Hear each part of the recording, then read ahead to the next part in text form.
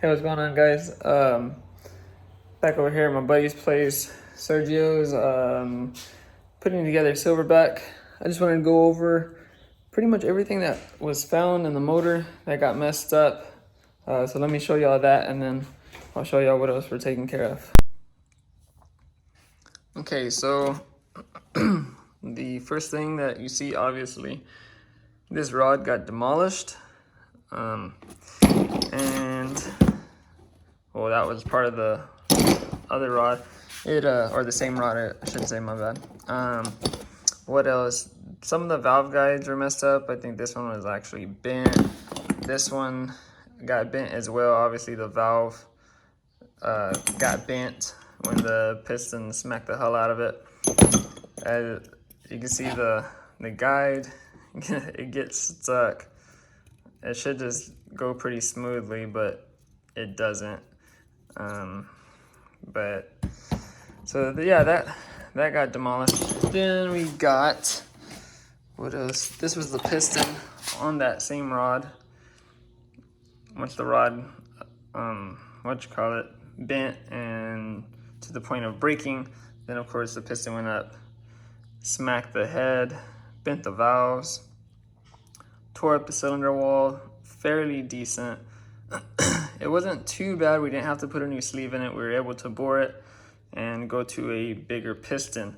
So it now has all new pistons. So these are all junk now, basically. I mean, they're good. If someone wanted them and wanted to source one piston, that's still a good set, or shall I say a good set of 7. We have 5 good rods now that we're not gonna use. We went ahead and went to a bigger rod. This was the Manly, I believe it was the lightweight I-beam. We went to a, what was it? It's a Manly billet heavy duty I-beam or something like that. I'd have to look over the paperwork again, but we went to a heavier duty one. Not that it was the rod's fault of why it bent. If you watched the last video, the intercooler was leaking, but went ahead and just rebuilt it stronger than it was before. So, I mean, I guess why not, right? These two are the other two that bent. You see, you have to really look at it, but see, it has a slight bend. I'm exaggerating, but it looks like that. And I believe this one kind of twisted up as well. Let me see. Yeah, you can see up at the top, it kind of bent. It's not real straight, such as that. So, 2 bent rods. This third one bent to the point of breaking. Messed up valves, 1 piston, valve guides. So, yeah, now we have a pretty much new motor, completely rebuilt motor. Let me get a little rag and wipe my hands off. There was one more thing. Okay, so, you see, this is the old intercooler. We went ahead and upgraded it. It was leaking. VMP just came out with theirs. If anyone watches this channel, y'all probably look at VMP stuff. I should have took a better video of this because I already put the top back on. I gotta wipe this shit out, but so you see, it completely covers the whole inlet. I know a lot of people right now are doing all this, cutting this stuff out and welding this up. We're not gonna go that extreme right now. Maybe later in the future we might legit have it ported by someone, Jason at 1320 or Joker's Performance or something like that. But for now, we just wanted to get the car back together with a solid intercooler. As it was, we weren't really having super big problems with IATs on this car.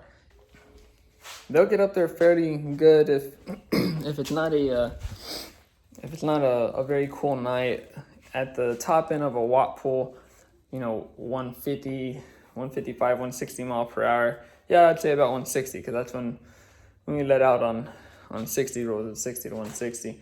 Top of 160 mile per hour, IATs would be 140, 145. So it's not even pulling timing or anything yet.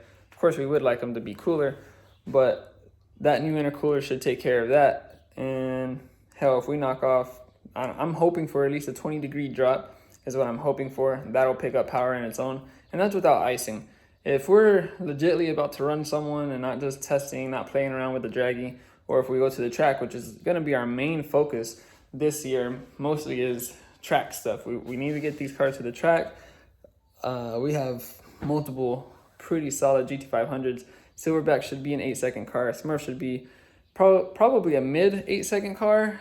And if we really wanted to push it and could really get the suspension dialed in, if we pull it, I mean, we have the blower, the big enough blower and a turbo 400 to maybe go a 7, but it takes a really good prep. We'd have to pull it down, and I'd have to really get that suspension dialed in. But that's for a whole nother video. Anyways, back to Silverback. So we got fresh motor, fresh intercooler.